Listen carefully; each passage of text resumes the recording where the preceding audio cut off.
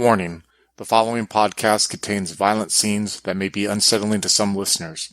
Listener discretion is advised. In a dormant mine, buried deep in the Pennsylvania woods, a group of strangers feel the call of the forest, always returning and never knowing why. Join Paul Sherman, played by Chris, as he attempts to track down a missing friendly, searching for a cryptid known as the Stick Man. In this Delta Green scenario, Operation Big Stick, ran by Adam. Operation Big Stick is a Delta Green scenario that was written by Melon Bread. If you would like to contact us, you can find us on Twitter and on Facebook at Twin Cities by Night, where you can find a link to our Discord channel and all up-to-date information. If you'd like to support us, you can find us on Patreon at Twin Cities by Night. We hope you enjoy.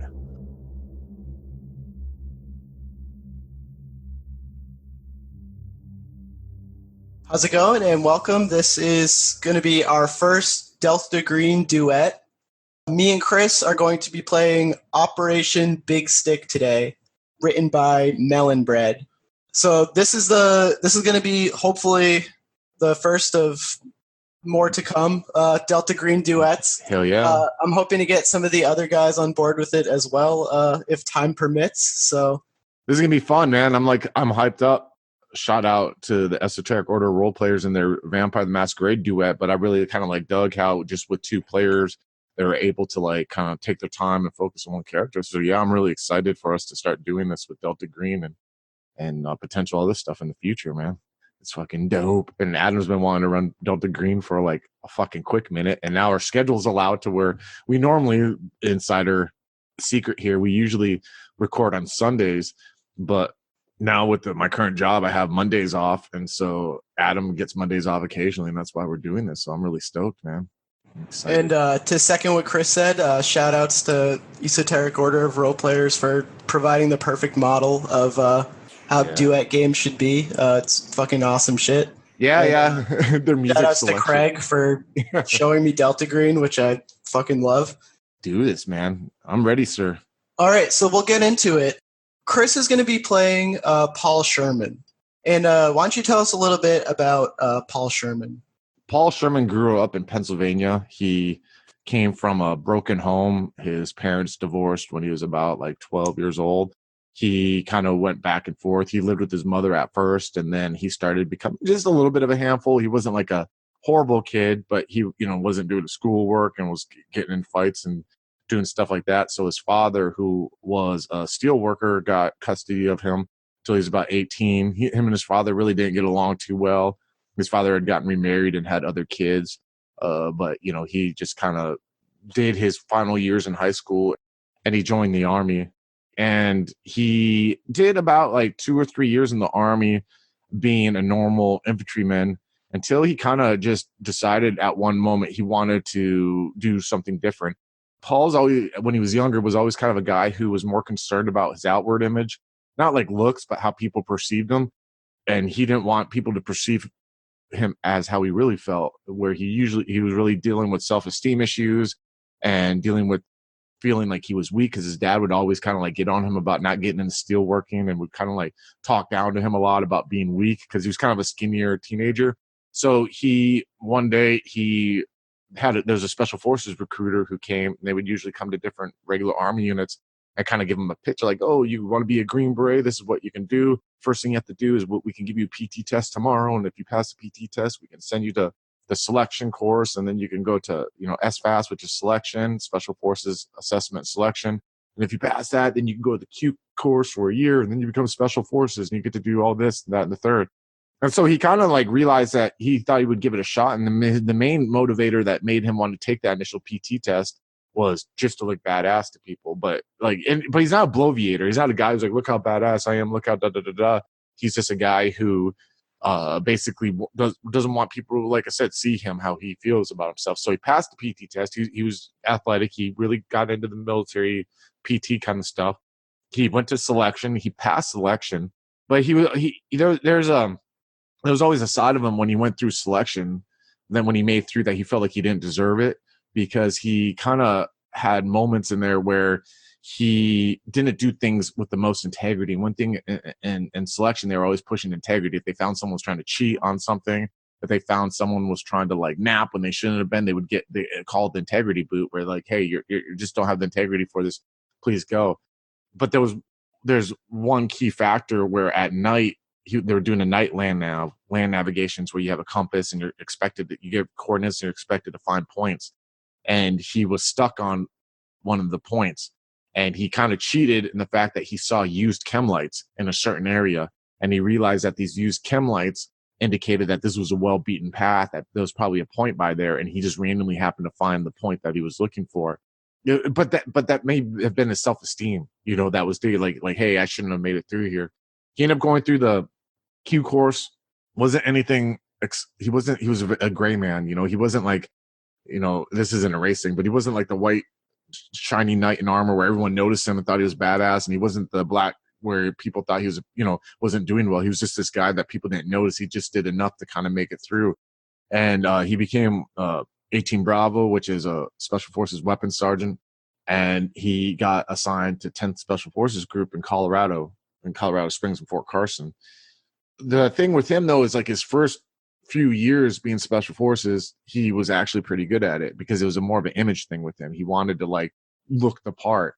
But then eventually, after his second tour in Iraq, he just kind of slowly started not giving a shit. His motivation slowly started like tapering off, and which is a bad thing when you're on an alpha team, an A team in Special Forces, which is like the goal every Special Forces soldier wants to be on, because it started being noticed, and he started like, his leadership kind of started like butting heads with him, and he started becoming a little bit more sloppy. He wasn't doing all the training he should have done. He was just kind of like mentally checking out. And there came a moment where it was a huge eye opener for him when they took him off an A team and they put him on a B team, a Bravo team, which is kind of like a big slap in the face for people who are on A teams. Usually it's where people are about to retire or people are injured or whatever. And he was none of that. He just wasn't like, he was checking out mentally. So he decided at that point that it was time for him to get out of the Army, because he kind of just figured like it wasn't for him anymore. And he felt like it was too much weight. There's no recovering from his reputation that, and he didn't want to go back to the regular Army, what he did before. So he got out, moved back to Pennsylvania. I think we said Allentown is the town that you said. Yeah, Allentown, Pennsylvania. And due to his military background, he got a management and an HR position in some like office company there. Now, I think people have a tendency to think that all Special Forces soldiers are like these buffed out, like fucking steroid guys who, that's not the case. There's very good Special Forces soldiers. There are ones who go on to units like Delta Force or Tier 1 units. But then there's also just middle of the road Special Forces soldiers. And there's even like they call it the 10% rule, where 10% of the people who make it through selection and the Q course are pieces of shit. And in all reality, Paul has this mentality where he was either the 10% that made it through, or he was just a mediocre Special Forces soldier, which is still pretty good, compared to like what most soldiers do or whatever. But that's something that he juggles with in his head all the time. So went back to Allentown, got married right away to some girl he knew in high school, had a kid really quick, and immediately at the moment realized the moment that he had a kid that he wasn't happy with himself. So he wasn't happy with his marriage, He quickly turned around when his wife was pregnant and started having an affair with this girl named Megan. His wife's name is Cynthia. He started having an affair with a girl named Megan. Megan is a very well-off businesswoman who isn't the marrying type, doesn't want kids, and kind of there was just this animal magnetism between him and her. They met one night when he went to a bar before he came home. Now, he's not alcoholic, but sometimes he'll go and have a beer before coming home, just to decompress.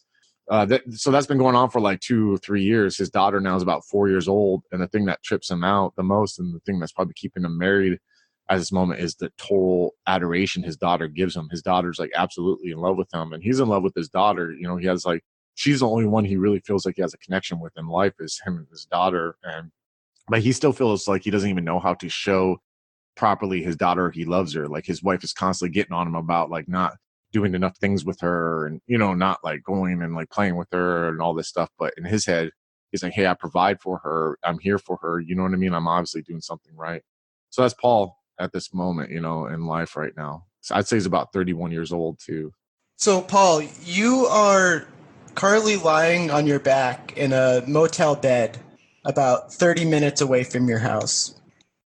Megan is standing in front of you by the stand that holds the the TV and the dresser next to it in this somewhat cheap motel room. And she's zipping her dress back up and getting ready to leave. Hey, we're good, right? Jesus, Paul, you're not going to get all weird on me again, are you? Like, you promised you were done with that kind of shit.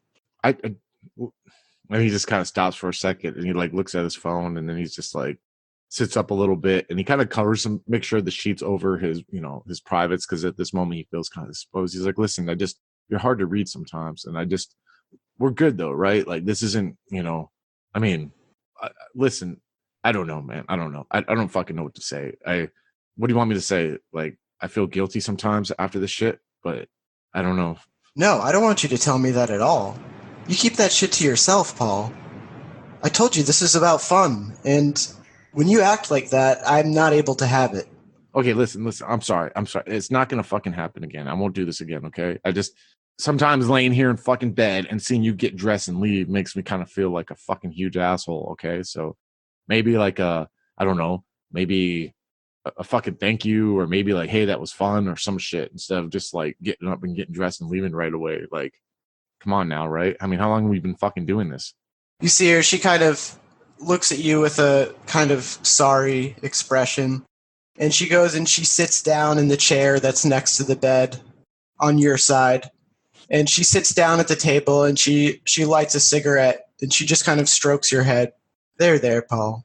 And he's just kind of like is sitting there, and he's like, listen, like, and side note, out of character, the main reason he likes to sleep with her is because she's like, I mean, not to be derogatory, but she does things his wife doesn't do. You know what I mean? And he feels like he can take out like this frustration, not like in a weird 50 Shades of Grey, but it's definitely more versatile, you know what I mean? Aggressive sex with her. So having her do this just kind of like, he's like, no. And he moves her hand. Listen, we're fucking good. I'm just saying, like, I don't know what to fucking think right now. Okay, whatever. We fuck. I mean, and we both sit here and we text each other like we're fucking goddamn porn stars, and we say this shit to each other, and then we fuck, and then there's this is not natural to be like, animals, and then just to get up and fucking walk off. That's all I'm fucking saying, okay? It's like, so if I have a moment where I'm recalibrating and getting back in the mindset of how I should be when I head home, that's fine. Because I know tomorrow I'm going to be fucking sending you goddamn texts, asking you to send me pictures again, and you're going to fucking do it, and you're going to go in your fucking office bathroom and do it again. So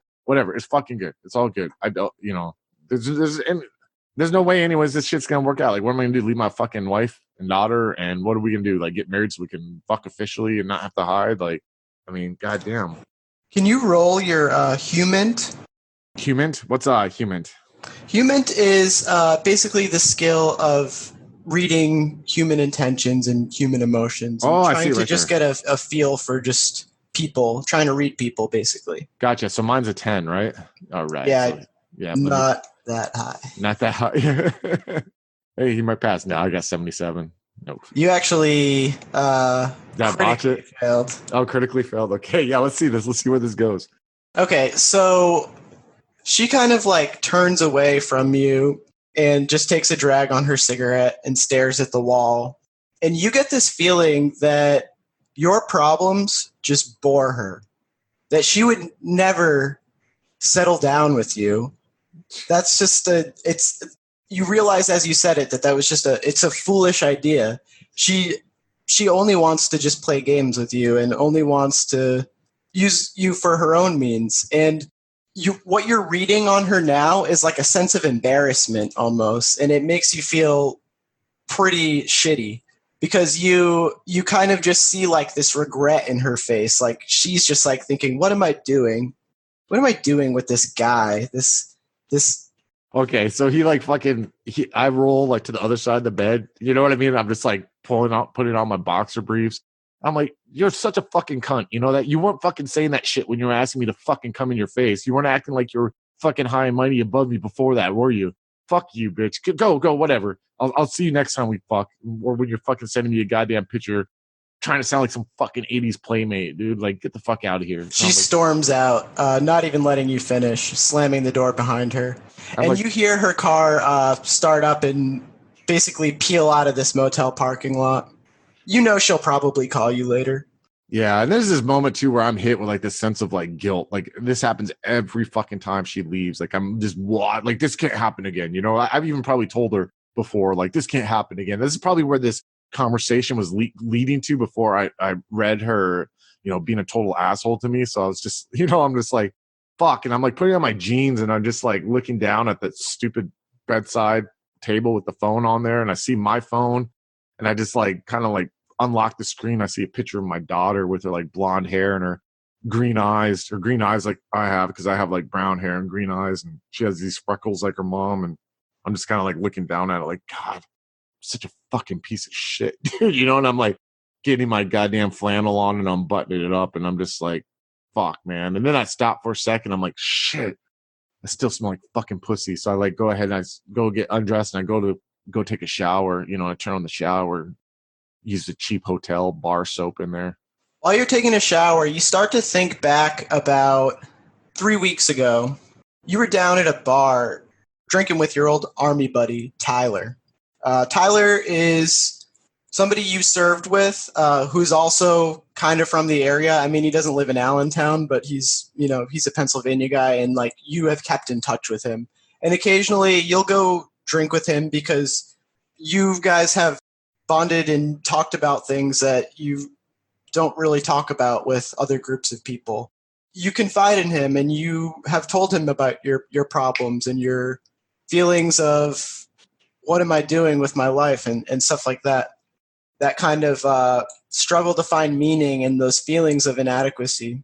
And during one of your nights out with Tyler, he tells you that he finally found some kind of work.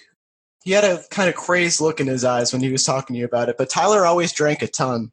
Ever since the first day you met him, he was always the guy that could drink anybody else under the table. He had a real drinking problem, unfortunately, and you had always known that about him.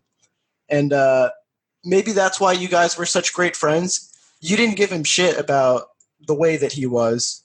You just heard him out, and he heard you out, and you kind of were symbiotic like that.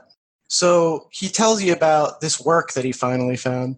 You got to listen, man. It's not any of the kind of stuff you'd imagine, all right? It's not mercenary shit. It's not like private security stuff. But it's stuff that's going to put the type of skills that guys like me and you have to use. Where? Here? You just got to hear me, man. This is important, okay? What they're trying to do, this is important shit. And he takes this it's like a business card for a pet grooming service, and he just turns it around and writes a phone number on the back of it. Call this, but only when you're ready, man, because this shit right here, this is the real deal. And once you call these guys, there's no turning back. And you kind of thought it was bullshit, but at the end of the night, you did call it. It went straight to a full voicemail box, disconnected line, and you just thought, fucking crazy ass Tyler. He just fucking do his shit. Or wrote the number wrong, drunk ass motherfucker. But he was always the kind of guy who like kind of came up with like these weird ideas. He was the type of guy that would come up with like a idea for like a t-shirt business or just some other type of weird shit and try to reel you into it too. He honestly thought he could help you, Yeah, and I would say even like him being special forces with me in the army, that intuitiveness he had and the ideas to like look outside the box and find solutions to things, even though he was a drinker, kind of like helped him when he was in the military, for a little bit there. So there's like that is transferring over to him trying to be an entrepreneur for sure. About 2 weeks after that, Tyler actually died in a drunk driving accident. God damn, man. Like, how many of my friends are going to fucking... This just hits me really hard because, I mean, I've had people I've known who have killed themselves or who have drank themselves to death. I mean, and especially Tyler, man, because, like, Tyler was the guy who was there for me when I was going through shit and even thinking of getting out of the army, and he was the one who kind of told me I could do it. And this one really hurts, where the others are kind of, I'm numb to it and used to it at this point, but this one really fucking hurts. And it's still a very fresh wound. This was only, less than a week ago. You actually went to Tyler's service and, had to try to say goodbye. And it's, that's still something that's sitting with you. Obviously, it's something that you're not sure will ever really go away.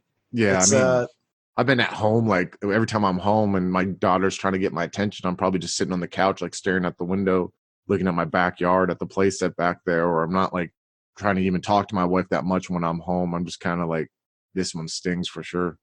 You ponder that in the shower for a little bit, and when you're done, I assume you maybe get yourself dressed and are probably thinking about leaving this place because it holds no good memories for you anymore. It just holds shame, regret. It's just an ugly place to be in. Not that you're particularly excited to go back home, but you just feel like you have to be out of here. It's just too much. Yeah, and like when I'm heading out, like I call Cynthia on the phone because this is modern day, right? Am I correct? Yeah, so I put her on Bluetooth while I'm driving in like my I'll say I have like a Jeep Grand Cherokee, and I'm driving and I put her on Bluetooth and I'm like, hey, I'm heading off from the gym. Do you need me to pick anything up at the store? No, I'm all set. I forget what the daughter's. What's the daughter's name? Yeah, let's. I haven't thought of a dollar. Let's say Katie. Katie. Katie's sick again. She's running a fever. God damn it! Have you been giving her those goddamn vitamins I've been telling? Don't take this out on me. She probably caught it from some kid at school. You know what, Paul? I am so tired of you just calling me and instantly giving me bullshit.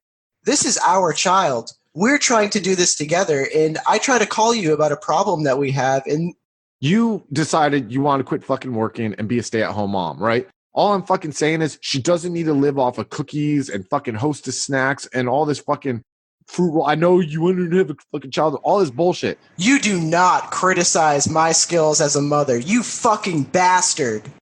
And then you and Cynthia kind of start to get into one of your many arguments. Unfortunately. And after a few minutes, she actually cools down a little bit, and she's just like, "Is this what you called me for, Paul?" No, okay. What? I'm sorry. Listen, I'm having a hard time. You fucking know I am. All right. Since fucking Tyler and all that bullshit, I'm like, whatever. I don't fucking know. I don't know. Do you need anything from the store? Do we got any beer in the fridge? Can you look at the fridge and see if I have any of that 6-pack I bought the other night in there, please? And she's quiet for a second, and she's just like, "Hold on." And you hear the fridge door open, and she's just like, "You're probably gonna want to buy some more. There's only 3 left in here." All right, fine. What's Katie's temperature, anyways? It's getting a little better. I gave her some Tylenol. Look, Paul, I'm sorry about Tyler.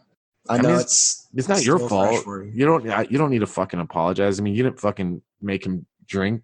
It is what it is. I don't give a shit. Like, listen. And you actually know that Cynthia kind of did not like Tyler that much. I can imagine. Found him to be not only a bad influence, but just kind of hard to be around. And I mean, she did meet him because, he was important to you. So she was bound to meet him, but she just did not like Tyler and kind of did not like the time you guys spent together.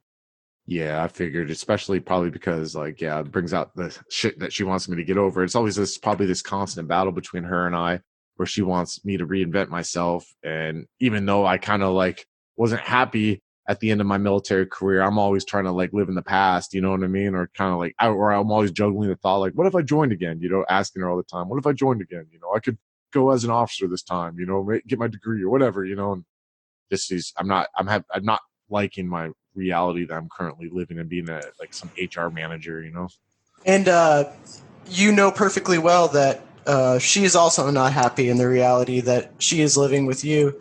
She never pictured herself being a full-time stay-at-home mom, and she feels like she's kind of trapped by the idea that how would she work? Who would take care of your daughter? She doesn't feel like you're around enough to be taking care of her. So she feels like she's kind of, she resents you a little bit, and you feel it sometimes, but she does love you. I love her in my own way too. Yeah, I love her in my own way too, definitely. And right now, especially, like, Megan's just like an outlet, dude. Megan's like for me, to something to take my frustrations out on, and you know what I mean. Just like be a fucking porn, like in his head, do the shit you see in porn on this girl and take out his fucking frustration and make him feel empowered. Where he goes to his wife and she's usually tired from the kid, or you know what I mean, or it's just that stage of their relationship has passed by, so he kind of feels a little guilty now when he like gets off the phone with her and he's like heading home, you know what I mean? Like, or heading to like the grocery store to get some beer, or maybe a liquor store on the way there to pick up like a 6-pack of Coors or something like that.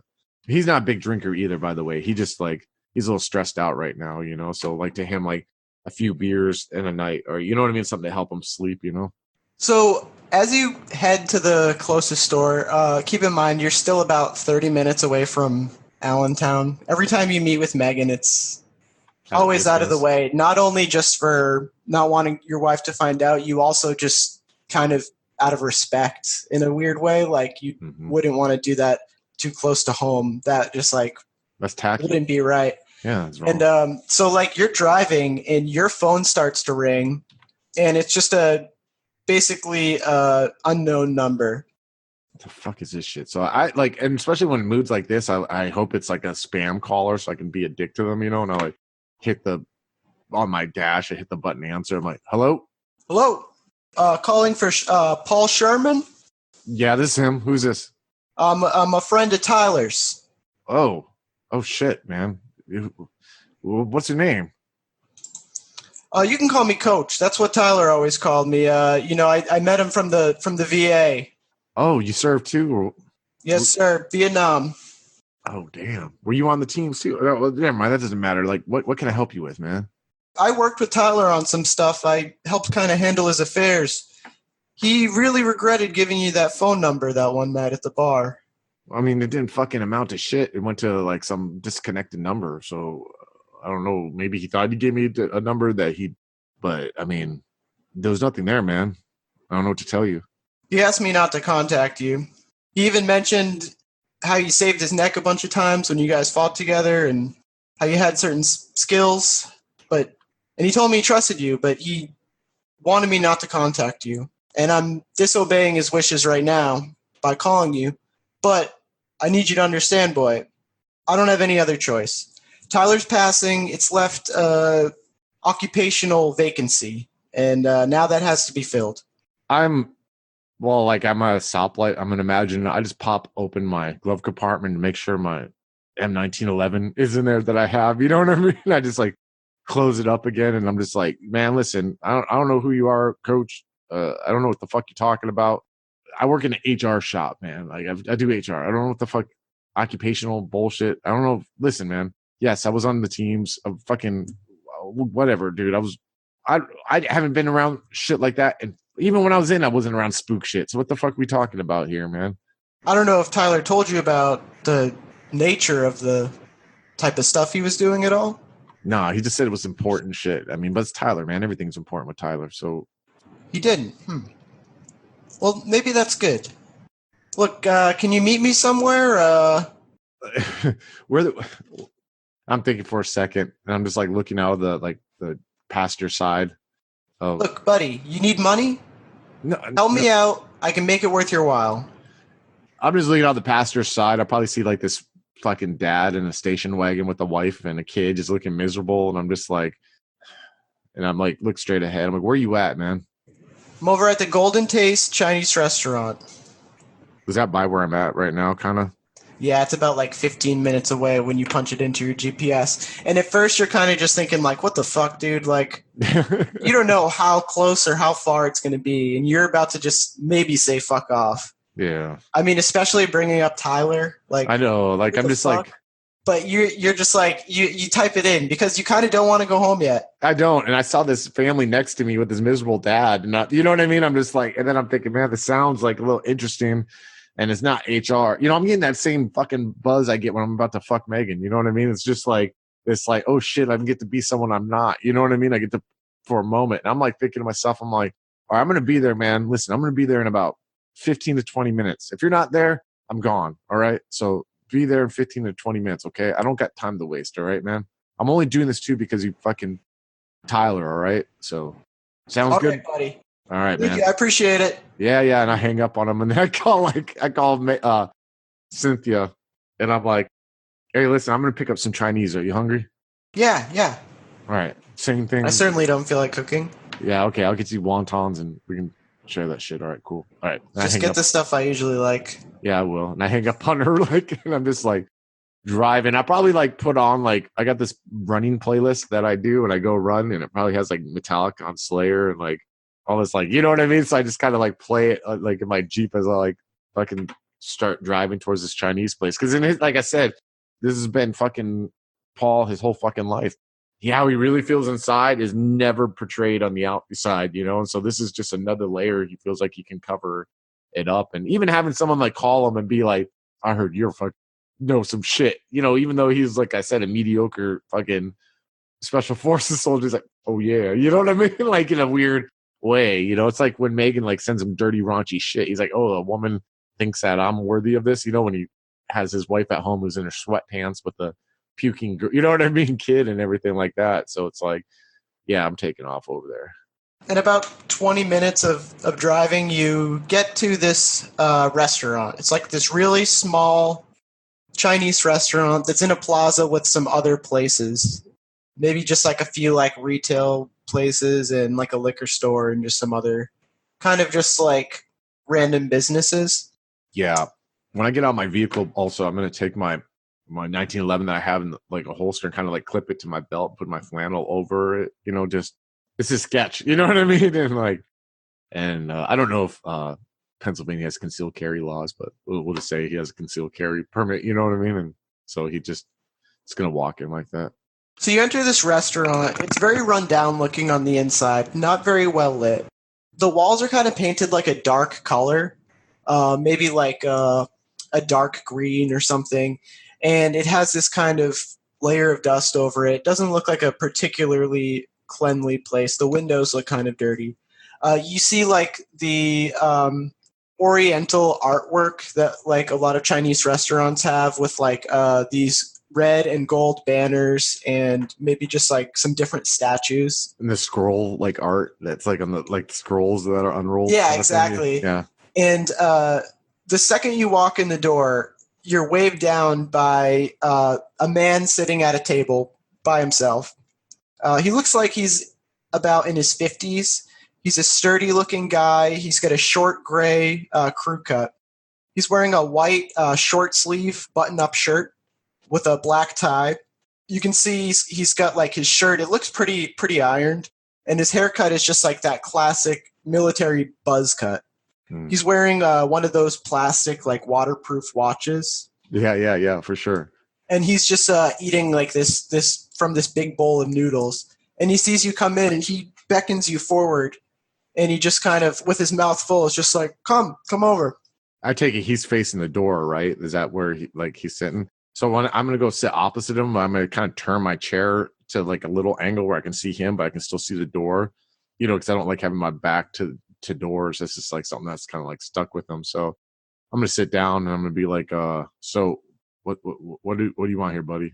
And I like kind of like look at him eating his food. He notices the way that you move your chair and he smiles, but doesn't really seem to mind.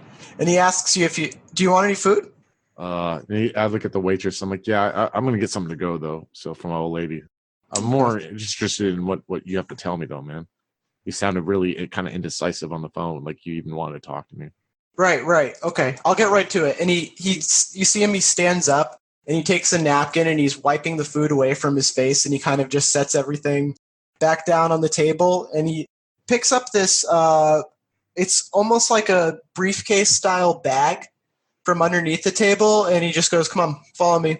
And you see him, he just very casually starts walking towards the back of the restaurant. Whoa. And he goes all the way back into the kitchen. He's still motioning for you to follow him. And none of the people in the kitchen seem to mind at all that I'm guys are going back here. I'm going to do a scan as I'm walking forward slowly. I'm just kind of like scanning the area ahead of me, just looking for anything that stands out. Like I said, like Paul was good at what he did he was good at what he did. He just, there's a period where mentally he just checked out and he just knows like there's a switch in him that just becomes hyper vigilant in situations like this. Like he doesn't like to be in crowded areas because he finds himself like scamming people all the time. You know what I mean? And always feeling that edge. So that definitely is kicking in right now as he's walking in. But it's almost like I said, that same fucking feeling, dude. Like when like Megan sends him a picture or he has like an alert. You know what I mean? Like that. He loves that little fucking bump it's giving him right now, So anyways, I'm just kind of like scanning the head and I'm walking forward, but I'm definitely like looking, like making sure like what the fuck is up in here, Yeah, and so he kind of motions for you to follow him into this kitchen. As you enter the kitchen, you kind of see it's very loud. There's all these different cooks in there, and it's kind of a tight space, and they're all shouting orders and instructions and stuff like that at each other. And they look at you guys, but they don't mind at all that you're back there. And Coach kind of motions you forward into this office that's in maybe like the manager's office of that place.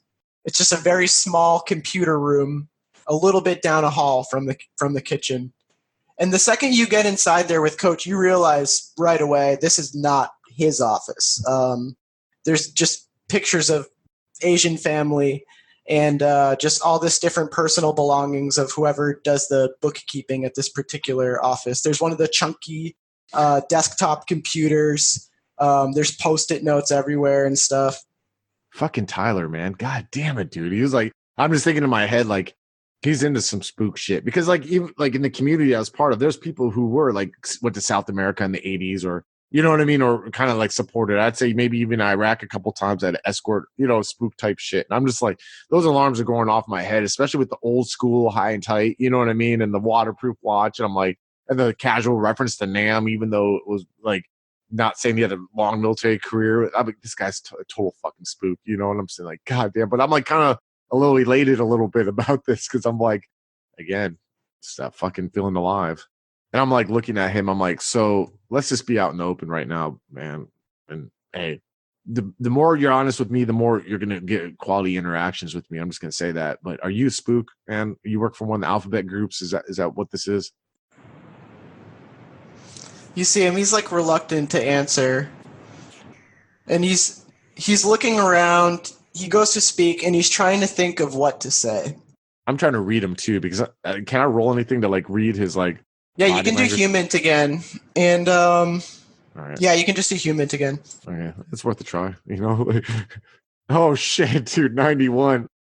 So like, you're just getting this really cold read from him, and I mean, I don't know how to like really say it without like, I don't want to be like disrespectful or anything to like people who have served, but like you like are able to like read from him that like he's seen shit and just like he knows how to conceal emotions. He knows how to hide. He's hiding his shit from me. Which, I mean, I kind of I get it. You know what I mean? Like no one wants. I mean, I do that. That's what the fuck I do all the time, man. That's my life right now, hiding how I really feel. So I just kind of like, yeah, I'm sitting down in the chair waiting for him to answer me. You know. Maybe if you help me, I can really tell you what we're trying to do here. Let me just say that it's important. I don't want you to think I'm some kind of fucking nut. I don't believe in Bigfoots or anything like that, okay? But I do think there's stuff out there that we're not supposed to know about. The people, the general population, the public. You know about that, son. You're a soldier. It was your job to serve and protect them. I kind of regular folks. I'm kind of looking at him like, the fuck? And I'm like... His face looks crazy as he's telling you this. Wait. So you're trying to tell me right now... I'm just closing my eyes for a second. I'm thinking... He starts fishing out this... he starts opening the bag and he starts fishing out this iPad or some kind of tablet. Yeah. And he's fumbling with it a little bit to get it open. I'm just looking at it and I'm like, wait, buddy, are we talking about... I think we're not on the same wavelength here, man. Are you talking about bad guys trying to do shit to hurt civilians? Or why the fuck did you mention Bigfoot? And what the fuck does Bigfoot have to... Maybe if I show you this, you'll understand, all right? I mean, you know Tyler was pretty open to some out there ideas. Or the Jack Daniels he drank was. I mean, who fucking knows? But okay, what do you got there, man? And you see him, he's kind of fumbling trying to get this thing set up. And he starts to play a video file. And you see in this video, it's a man standing in the woods. It's near a tent. And he's propping like a camera up on a tripod, kind of trying to get it set up. And he's positioning himself in front of it, getting ready to talk. It's a disheveled looking guy, maybe in his 50s. He's got gray hair sticking out of both sides of a winter cap, kind of like a mad scientist. And he's wearing this type of blue camouflage that just does not blend. It's like an Arctic camo or something, and it just like does not tactically go with his background at all. Yeah, not tactical at all. Yeah. And he starts, saying the date and time. He's giving coordinates, and he's talking about his search. His search for for a stick man is something you hear. And coach is like kind of talking to you while this thing is playing. Oh my God. Yeah, I'm like rubbing my forehead. I'm just like, what the fuck did like talk? You know what I mean? I'm just like, look at this video, listening to him talk. I'm like, oh my God. You ever heard of cryptozoology, son? What the oh. Then I'm like, I'm having that sense of regret I just had after You're like getting ready to probably get up yeah, and I'm just like, listen, no, listen, man. And I'm just kind of like looking around the room, like, oh my God, how the fuck did I get myself in this situation? I get up, I'm like, listen, you had your pitch, brother. I'm not like I'm not the man you're looking for, dude. All right, like this shit. I'm sure there's people out there who believe it, who could help you, and maybe Tyler did. And God rest his soul. I hope he's, you know, I'm not going to judge him, man. He was there for me. He was a close friend, but listen, dude, I'm just a fucking husband and a father, man. All right, and I got to pay my bills. I got no time for this shit. I'm sorry, all right. No hard feelings, man. Really, no hard feelings. Look. This guy in this video, his name's Gerald, okay? And he was a friend of mine or a friend of Tyler's. He had a knack for digging up weird kind of shit and getting himself in trouble, doing things he shouldn't have been. And he's usually full of shit. Look, I don't believe in this shit. He is almost always full of shit. But he's kind of given us some clues to some shit that ain't right in the past. And now he's missing. And I know Tyler would have wanted to find him. Tyler also wanted to drink a fifth every day. And look where it got him, man. Look, I'm in a tight spot, all right? Is there something I can do to convince you? Listen, man, I got bills. Pick up Tyler's slack. It's not going to be nothing dangerous. Listen, I got a 9-to-5 job I got to do. All right. I got a kid with a fucking fever at home, and I got a wife who's at her wit's end with me. Okay, man. Listen, I just can't do this, bro. Like, that life is behind me. I don't know even when I didn't do shit like this in the military, man. Like, looking for stickman, crypto, whatever, man. Like, I'm sorry. Maybe I shouldn't have even mentioned the type of shit that Tyler and Gerald were into, but look, he's probably just being an idiot in the woods. Can you just bring him back for me? What day is it today? Like, is it a Monday, Tuesday, Wednesday, whatever? We'll say it's a Friday. It's a Friday? Okay. Where was the last time you saw this asshole at, man? Looks like he was making some kind of video broadcast, but this one he had rigged it to play if he never got back to his camp. Because we can't get in touch with him at all, and it's been about 3 days. Where was he at? Like, what forest was he around? Allegheny National Forest. And that's about, 4 hours. I'm doing the math in my head, yeah. Listen, man. Okay. Oh, my fucking God. I can't believe I'm doing this shit. I'd say that as I'm, scratching my face. Who do you work for, man? I know you're a fucking spook. Who do you fucking work for? I'll be honest with you, son. Right now, I'm not really sure who I take my orders from. I'll tell you this. I'm ex-military, and when they ask, I answer. And who's they, man? Who's fucking they? People I don't know. People I'm not cleared to know, and neither are you, son. But this is important shit. Important shit? Why? Okay. First things first. If I do this, and I find this guy, can you get me a job? Can you get me a job? Like whatever the fuck you do? Absolutely. I'll have you pick up right where Tyler left off. How much does Tyler get paid a year? Who did Tyler fucking work for? Tyler was compensated well by our benefactors. Define fucking well, man. Your definition of well, my definition of well may not be the fucking same.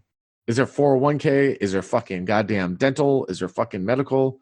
Are we talking 6 figures? Are we talking off the books? I'm just thinking for a second. All right, listen, man. This is what I'm willing to do at first. I'll go look for this guy because it's the fucking weekend. I want 10 grand. I want 10 grand, half up front, half when I find him, if I find him. 15 and done. What time of the year is it? Is it winter, spring? It's early summer. Early summer. I mean, this is fucking nice. I can get away from fucking Cynthia. My kid has a fever. I mean, that kind of sucks, but she says it's going down. If I get this fucking money, that'll shut her up, open some fucking potential doors for me.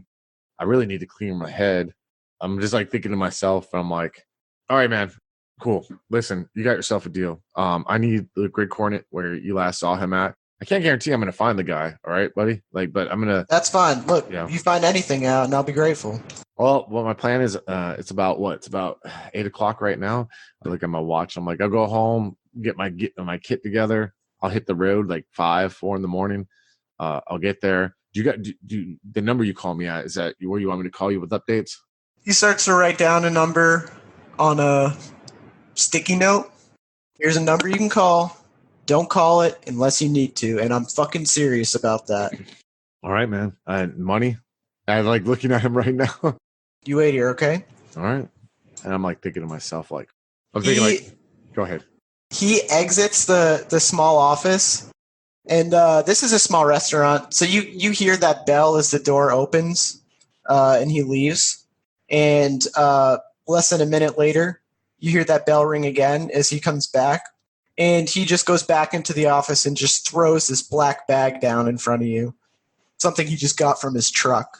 This totally reminds me of when I went to Afghanistan. We're fucking paying warlords off, like these spook guys. We'd escort them to do this shit. Like this motherfucker, I know he's a goddamn spook. So I fucking open the bag and I look inside the bag. Give me a bureaucracy roll. Oh no, accounting. Okay, I wanted to see if you can. And there's no like willpower in the system, right? Nothing like that. No. Okay, no worries. Jesus Christ, I'm fucking. What do you call that? A critical error or whatever? I got 98. Okay, so you only critical error when you get two of the same number. Like, say you get 99 or something, gotcha. And it's so it's a fail, but you get two of the same number. Okay, gotcha. So you can't really tell how much money it is, but that looks like fucking a lot of money in there. All right, man. You get this weird rush when you look into it. It's kind of just like this nervousness, just like, holy shit, like this is fucking hard cash right now. And it's just like sitting right in front of you. And he's just like, he's looking just so casual about this. And you see there's just this kind of he takes a nervous gulp a little bit, but he's not sweating or anything like that. He's just kind of. You all right there, buddy? I'm fine. All right. I get up and I take the bag. I'm like, I'm going to look for this guy until Sunday at 8 p.m. Hey, Paul. And before you leave, he kind of pulls you in to whisper to you. You got a piece? You carry a piece with you? Yes. I'm okay. Good. Tyler always carried a piece. I'm not saying you're going to run into any trouble.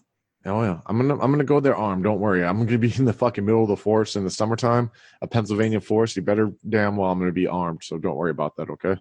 Okay, and so he said he'd be checking out this mine up in the forest. It's called the Big Skip Mine.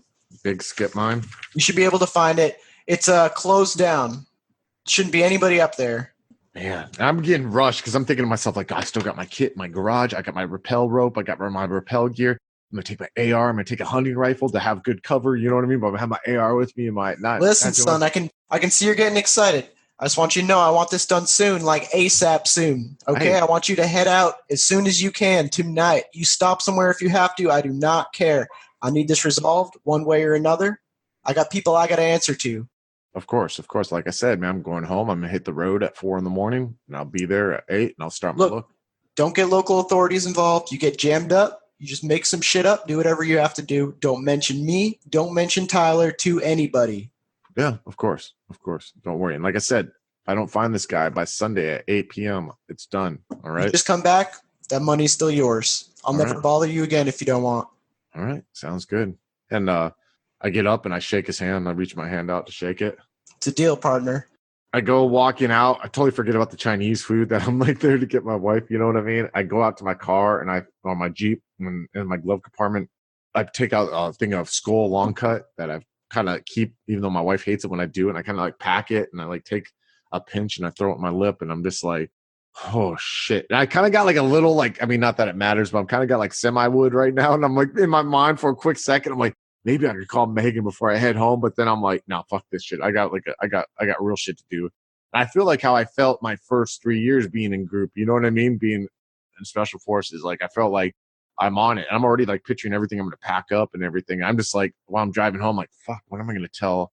What am I going to tell Cynthia? I got to fucking think of something. And then I found lying to her. The easiest way to lie to her is to be as close to the truth as I can.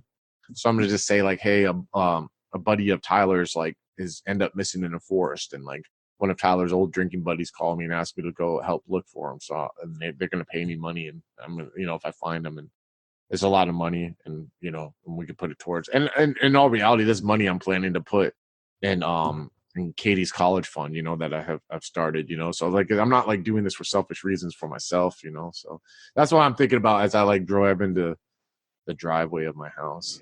And as you're driving and you're thinking about Tyler, thinking about this guy, Coach, who you just met, and how fucking insane it all is, you do think about just the prospect of just having that steady cash, and you just start to imagine your problems just getting erased, and you're just getting this really good feeling. You're in good spirits. Yeah, for sure. Having this bag of cash in the car with you. Oh yeah, totally. And doing what I have been missing in a way doing, you know what I mean? Like I'm even thinking to myself, like, I don't need Megan anymore. I don't need to, you know what I mean? Like I can, like, if I do this shit, I'll be happy. My marriage will work out, everything will work out fine. I mean, is it reality? Probably not, but like, like this is like, I've always, for how much I hated the end of the military, like I said, he's like always been like wanting to go back to that in a way. And feels like he's going back to it, even if he doesn't believe in the Bigfoot or whatever, he cut that shit off, and that guy started talking. I was like, just don't fucking, I don't need to know all that. Just tell me you want me to find a missing guy? I'll find a missing guy. Some idiot who's wearing Arctic camo in the forest, I'll find that guy. Probably be cold and have hypothermia. You know what I mean? But, it's summertime, but you know what I mean? It'll probably be whatever. Still, somehow, who knows? Dehydrated. Looks like an idiot. Yeah, looks like an idiot, dude. So he'll probably be making all this noise if a bear hasn't gotten him already, so.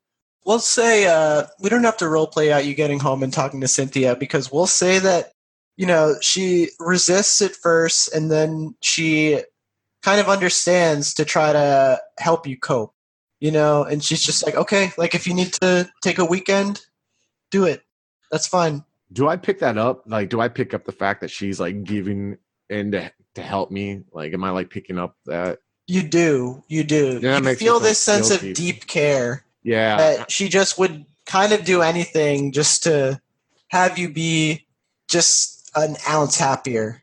I'm such a piece of shit. Like, I'm literally in the garage, like packing my, you know what I mean? Getting my gear. I got my hunting rifle in this case. I got my AR, which I'm going to like hide because, I don't want anyone to see me with the AR. You know what I mean? I'm getting my rucksack. I'm putting my Gore-Tex sleeping bag, wet weather gear, MREs, chem lights, rappel rope. You know what I mean? Flashlights. Like, I'm getting all 80 pounds of my shit, you know what I mean? My kit with me.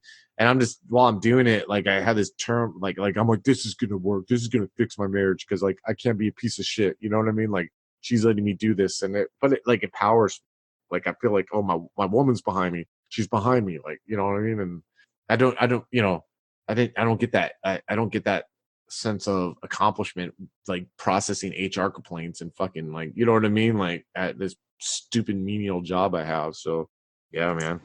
And you kind of see, like, she's basically at this point where she's like, I can accept no real info, no real answers if this is, like, going to just make you happy. And she's enjoying your brief happiness in that second. And she kisses you before you leave. And you feel this connection like when you guys first started to become serious together. And, like you had dated her in high school and stuff like that. But when you guys were kind of hot and heavy and like you really did feel like in love with her, you remember that when she kisses you. Oh, hello again, folks. I'd like to tell you about the Facebook group we run called White Wolf and Onyx Path RPGs, Gameplay and Media. Have you ever wished you could have an easy way to find gameplay videos and podcasts, or just media in general that deals with your favorite White Wolf role-playing games? Or have you ever wished you could find a forum to share gameplay that you have recorded? One that won't be drowned out by random posts and discussions, so that your media could get the attention you deserve. The group is specifically run with the sole intent of it being a one-stop shop for people to view or share media involving the games we all love. We take thorough steps to ensure the page does not become cluttered and is easy to traverse. The group is already immense and continuing to rapidly grow, with new media being shared every day. Stop on by. We hope to see you there.